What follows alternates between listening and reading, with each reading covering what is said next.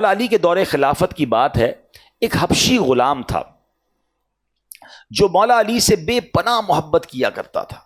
شامت اعمال اس کی یہ آئی کہ اس نے ایک بار چوری کر لی۔ اب ذرا غور کیجئے گا، آپ کا غلام بھی ہے، ویری کلوز ٹو ہم، پیار بھی بڑی، محبت بھی بڑی کرتا ہے، مگر غلطی ہو گئی، اس سے چوری ہو گئی۔ اب مولا علی تو مولا علی ہیں، دربار خلافت میں جب پیش کیا گیا تو غلام اگرچہ غلطی کر بیٹھا تھا، غلطی پر وہ اڑا بھی نہیں، چپ چاپ اس نے جرم کا اقرار کیا۔ اب مولا علی تو شریعت کو نافذ کرنے والے تھے نا، ہمارے یہاں تو قانون کے تقاضے اور ہیں، اپنوں کے لیے اور ہیں، غیروں کے لیے اور ہیں، امیروں کے لیے ہمارے وطن میں قانون بعض اوقات اور نافذ ہو جاتا ہے، غریبوں کے لیے اور ہو جاتا ہے۔ یہ اسلام نہیں ہے، اسلام سب کے لیے برابری کا حکم دیتا ہے۔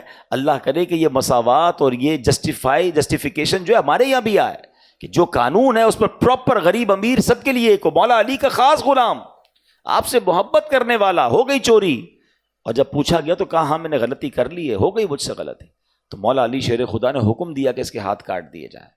ہاتھ کاٹ دیے گئے۔ اب سنیے گا، اب وہ غلام کٹے ہوئے ہاتھ کے ساتھ واپس جا رہا ہے۔ اچھا، یہ واقعہ تفسیر کبیر میں موجود ہے، یاد رکھیے گا، تفسیر قرآن کے ضمن میں یہ واقعہ لکھا ہوا ہے۔ وہ ہاتھ اس کا کاٹ دیا گیا۔ جب وہ ہاتھ کٹوا کر غلام واپس جا رہا ہے، کٹا ہوا ہاتھ بھی ساتھ ہے اس کے، ٹھیک ہے نا۔ اب تکلیف کا عالم سوچیں، شرمندگی کا عالم سوچیں، ساری دنیا کو پتہ چل جائے گا کہ ہاتھ کٹا ہوا، اٹ مینز چوری کی ہے۔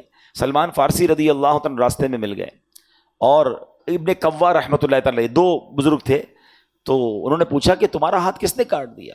تو بڑے ادب سے کہتا ہے امیر المومنین یعصوب المسلمین، یعنی مسلمانوں کے رئیس اعظم مولا علی شیر خدا نے ان کے حکم سے میرا ہاتھ کٹایا۔ تو غلام نے جب اتنے ادب سے نام لیا تو بزرگ نے پوچھا کمال کی بات ہے، تمہارا ہاتھ کاٹ دیا ہے اور تم اتنا ادب کر رہے ہو ان کا، اتنی رسپیکٹ۔ یہ ہے انصاف۔ جب سب کے لیے انصاف ہونا تو پھر غصہ نہیں آتا۔ اب سنو وہ غلام کیا کہتا ہے، وہ کہتا ہے میں ان کی تعریف کیوں نہ کروں، انہوں نے حق ہی تو کیا ہے، حق بات پر ہی میرا ہاتھ کاٹا ہے نا، اور مجھے عذاب جہنم سے بچا لیا، مجھے دنیا میں سزا دے دی ورنہ جہنم میں عذاب ہونا تھا۔